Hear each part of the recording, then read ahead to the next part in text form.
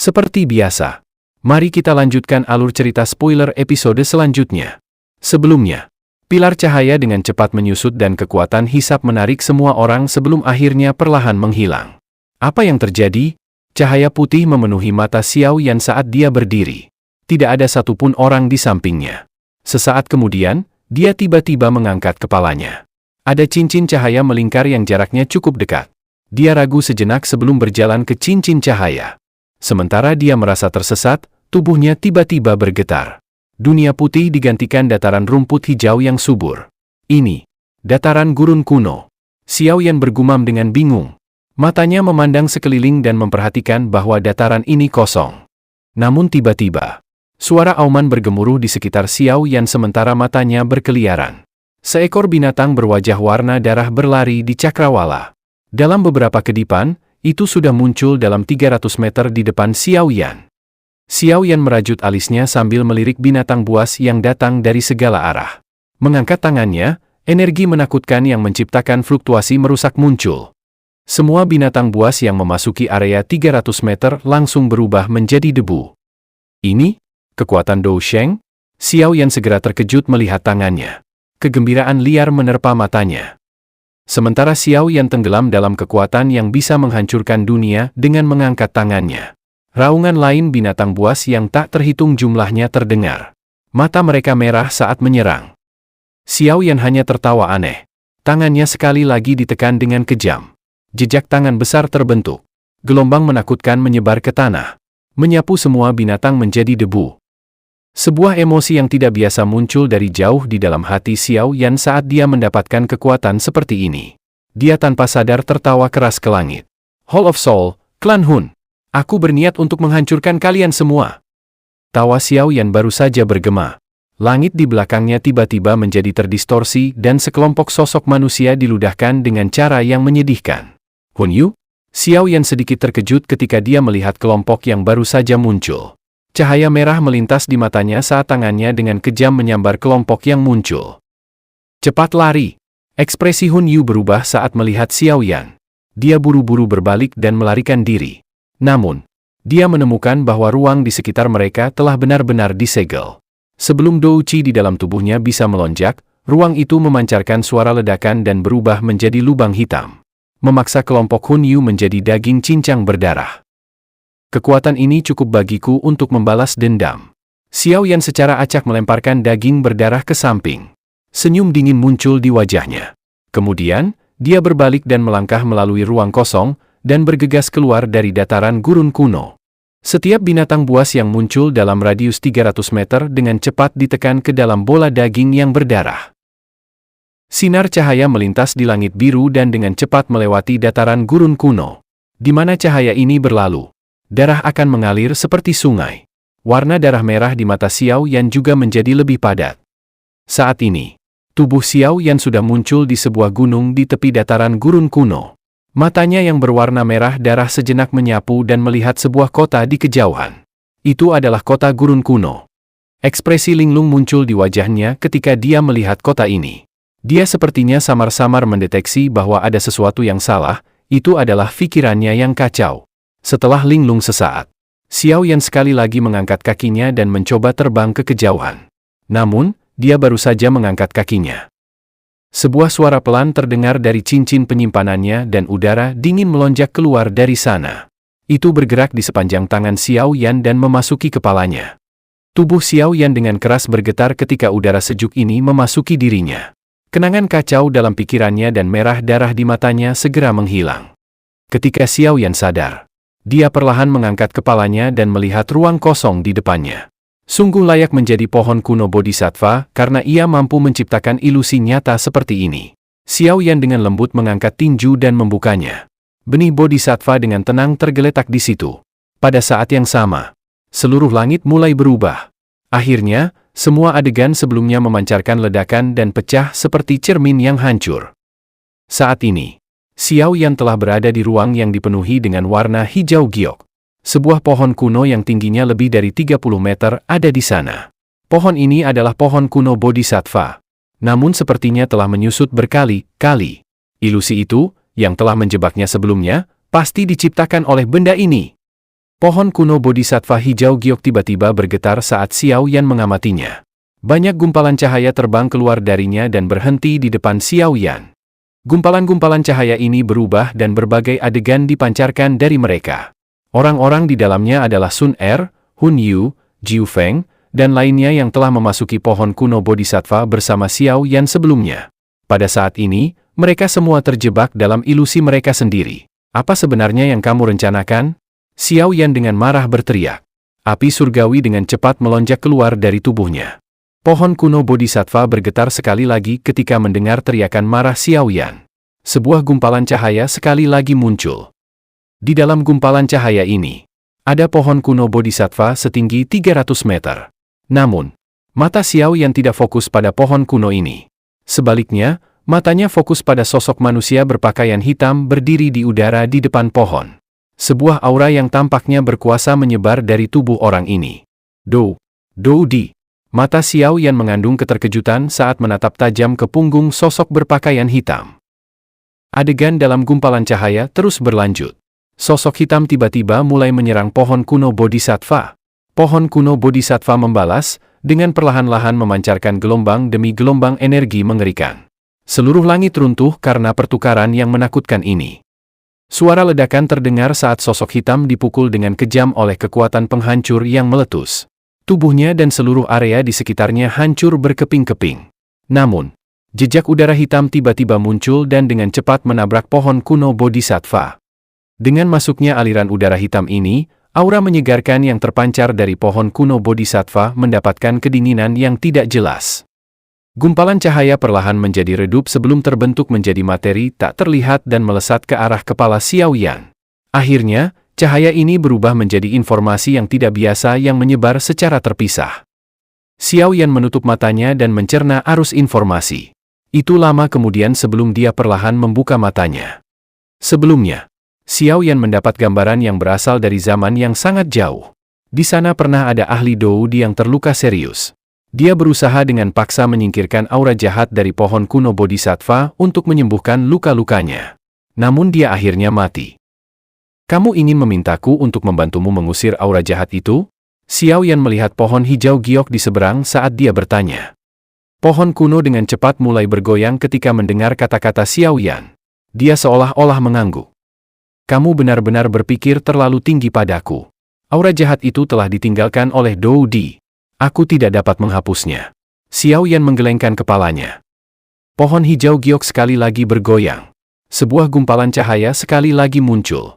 Kali ini, ada adegan di mana satu benih bodhisattva mampu meredupkan sedikit aura jahat di dalam tubuh pohon kuno bodhisattva. Xiao Yan sejenak terkejut dan melirik benih bodhisattva di tangannya. Hanya benih kuno bodhisattva yang tidak murni ini yang dapat membantumu? Pohon kuno sekali lagi bergoyang dan berguncang. Banyak cahaya hijau melayang keluar dari tubuhnya dan berhenti di depan Xiao Yan. Itu adalah 24 benih bodhisattva.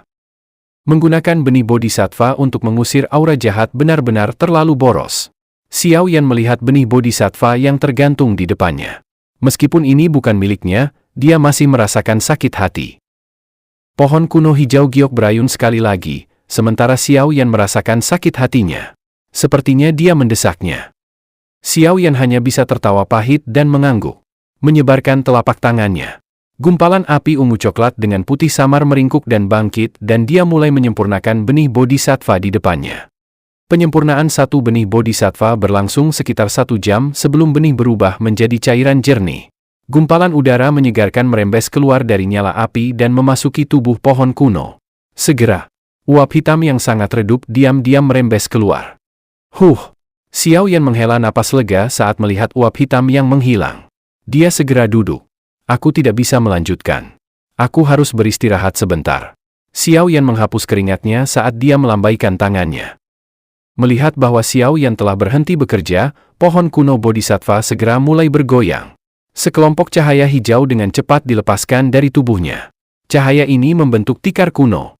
Kemudian rantingnya menjulur dan membawa Xiao Yan ke tikar kuno. Tubuh Xiao Yan bergetar saat menyentuh tikar kuno. Gelombang demi gelombang energi murni menakutkan melonjak ke dalam tubuhnya. Dia bisa merasakan Dou Qi di tubuhnya, yang telah habis, telah benar-benar pulih. Sementara Xiao Yan merasa terkejut karena douqi yang luar biasa di dalam tubuhnya. Pohon kuno Bodhisattva sekali lagi mulai bergoyang. Itu tampaknya mendesak Xiao Yan untuk terus menyempurnakan benih Bodhisattva. Pekerjaan pahit ini sangat berharga. Xiao Yan tidak lagi berani menunda lebih lama dan mulai lagi menyempurnakan satu persatu benih Bodhisattva. Setiap satu benih Bodhisattva selesai disempurnakan, aura jahat di dalam tubuh pohon kuno akan berkurang. Siklus ini berlanjut untuk jangka waktu yang tidak diketahui sebelum akhirnya Xiao Yan selesai menyempurnakan semuanya. Begitu juga, gumpalan uap hitam di tubuh pohon kuno akhirnya menghilang. Cahaya hijau melonjak dan menyebar dari pohon kuno, menyebabkan kekuatan hidup yang sudah kaya hadir tumbuh lebih padat. Detik berikutnya, salah satu cabang pohon perlahan-lahan menjulur dan menggosok kepala Xiao Yan. Xiao Yan juga tersenyum dan menepuk cabang pohon.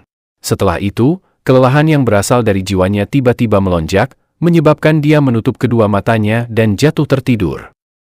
Cahaya giok segera meletus dari dalam tubuh pohon kuno dan berubah menjadi tangan yang tak terhitung jumlahnya, menarik sosok Xiao Yan yang tertidur ke tengah pohon.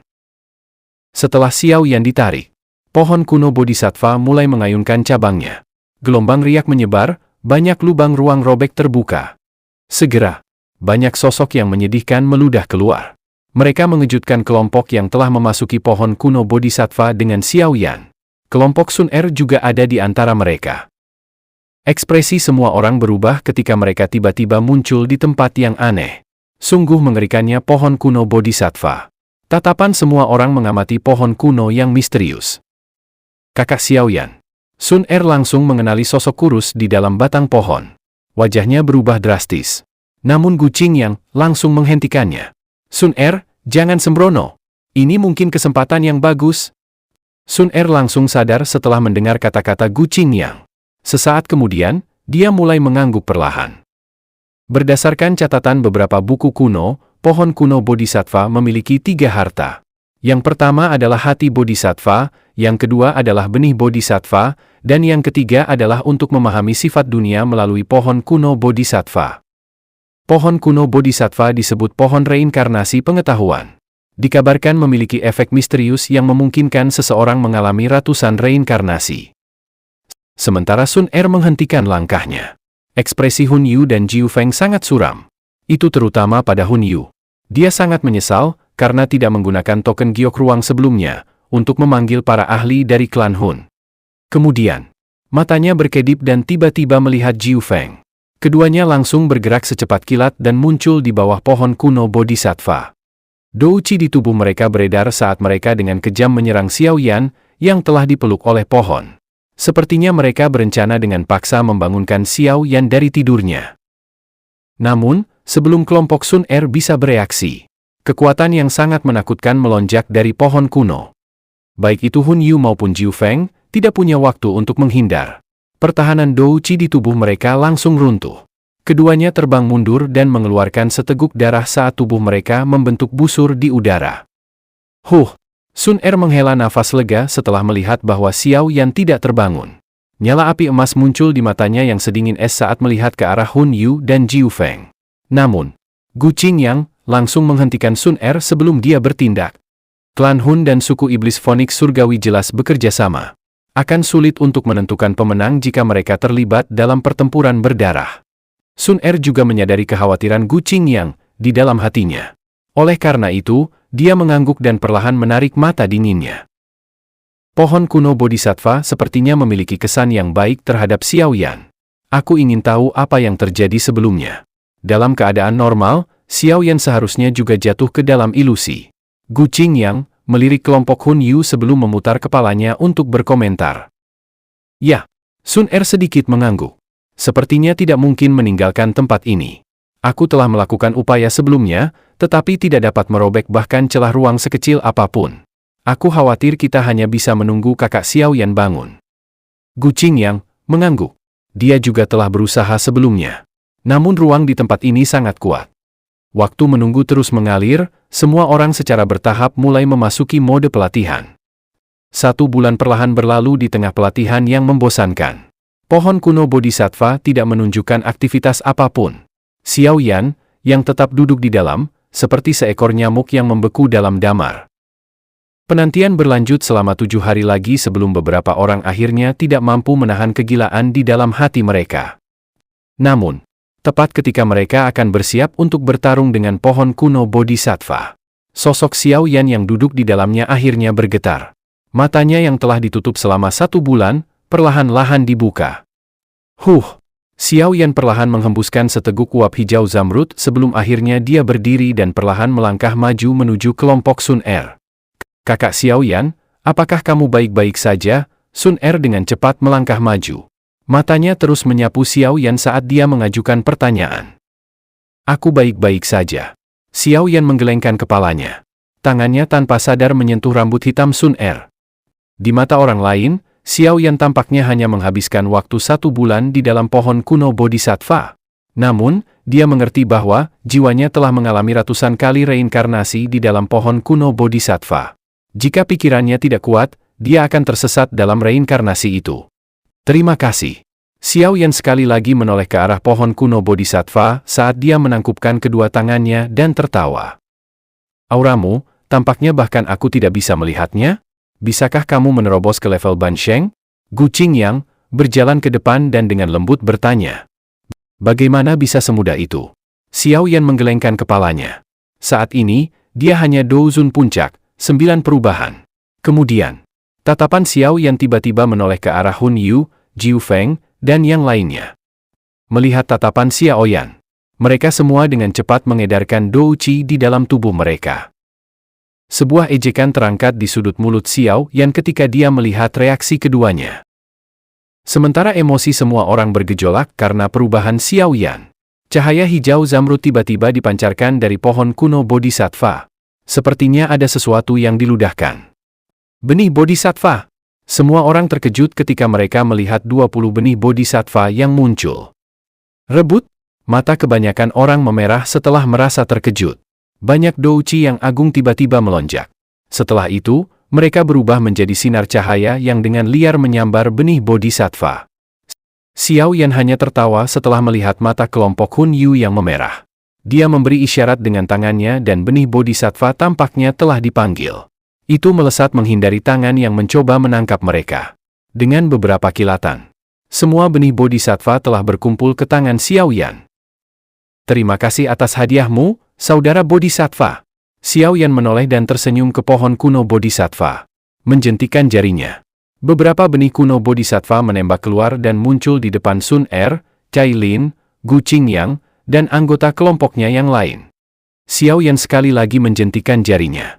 Beberapa benih Bodhisattva terbang keluar dan berhenti di hadapan beberapa ahli yang netral. Melihat tindakan Xiao Yan, yang sedang mendistribusikan benih Bodhisattva, ekspresi kelompok Hun Yu dan Jiu Feng menjadi suram. Bajingan, kamu meminta untuk mati. Jiu Feng akhirnya tidak dapat mengendalikan kemarahan di dalam hatinya. Xiao Yan perlahan memutar kepalanya setelah mendengar teriakan Jiu Feng. Matanya yang dingin, persis seperti binatang buas saat menatap Jiu Feng. Sudut mata Jiu Feng berkedut beberapa kali.